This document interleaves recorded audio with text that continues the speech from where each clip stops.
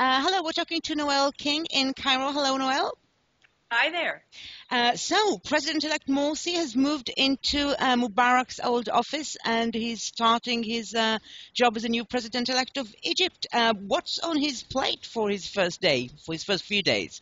Well, the first thing he needs to do, and the thing he said he's going to start doing immediately, is forming a cabinet.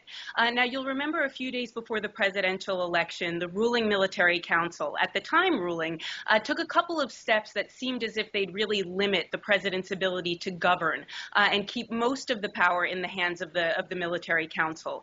So what Morsi has said he's going to do first is start appointing cabinet members as a way of showing that he might not officially have any power, but he certainly has the power to appoint the men and women who will be carrying out his legislation over the next couple of months and years.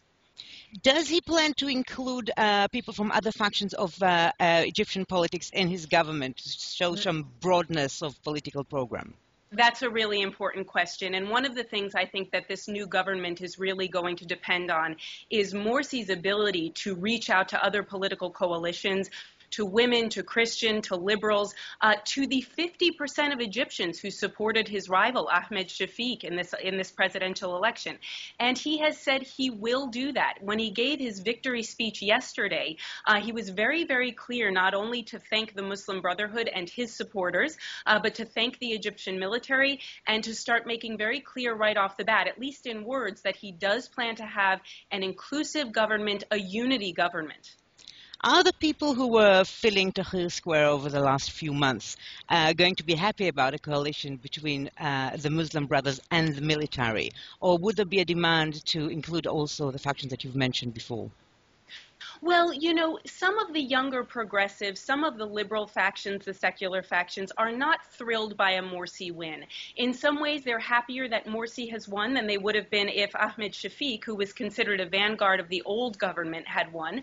But they are pushing very loudly at this point to be included in this government. And I do think that if Mr. Morsi doesn't reach out to those groups, he'll face trouble. They're emboldened at this point, and they know that they do have a right to make some demands from the new democratically elected president. It seems also there are outside factors in this question of what kind of government is Egypt going to have. The outside world have seemed to be carefully welcoming Morsi's election. This was the impression. They all seem to be looking with quite a worried eye towards whether this government is going to be very Islamic or not. To what extent does this come into account with the plans for the new government? Well, part of the problem is we don't really know where Morsi stands. During part of the political election, the early part, when there were liberal candidates opposing him, Morsi tacked very hard to the right, and he made some statements about the imposition of Sharia law, about believing women and men have different places in Egyptian society, that made people very nervous. At the same time, he has said again and again and again, to sort of ease the worries of maybe the United States and other Western powers, that he does plan to honor the peace agreement with Israel. But it's unclear. You know, he made a lot of statements in the campaign that were aimed at different constituencies, like many politicians, but it's difficult to tell what he actually plans on doing now that the campaign is over and he's won. How happy is the street going to be with a government that is going to keep the peace agreement with Israel on one hand, but impose a Sharia law on the other, if this is the prospect, if this is the balance that is being offered? I don't think that Mr. Morsi plans on implementing Sharia law, at least not overnight. We may see certain restrictions start to be put in place very slowly. We may see new sorts of ideas, but I don't think Egypt is that kind of country. I don't think Egyptians really want that on the whole. I think what they want, what they're focused on, is what Mr. Morsi plans to do with this country's economy. That's what's really important to people right now. Forget religious law, forget social impositions. What people want to know is, how does he plan to create jobs? How does he plan to ensure that tourists return to Egypt? Those are the things on the forefront of everybody's mind. And is there any plan? Has he been speaking about his plans in that respect? He has a sort of nationally encompassing economic project called the Renaissance Project.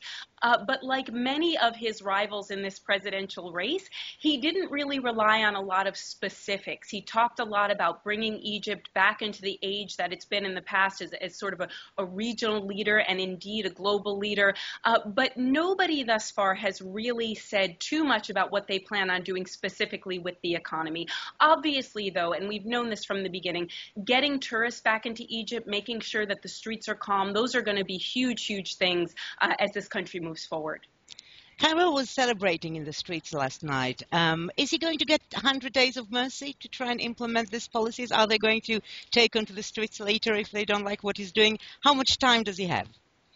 Well, the Egyptian street in many ways is very, very divided. And I think for the most part, people are willing to give him a couple of weeks, maybe even a couple of months to start instituting some policies and to see just how much power he will hold, as we say, when the military council seems very keen to keep its hands on power itself. I do think, though, that if things don't start to shape up in a couple of weeks or months, there's a good chance that some people will return to the streets and start making demands again. Noel King, thank you very much. Thank you.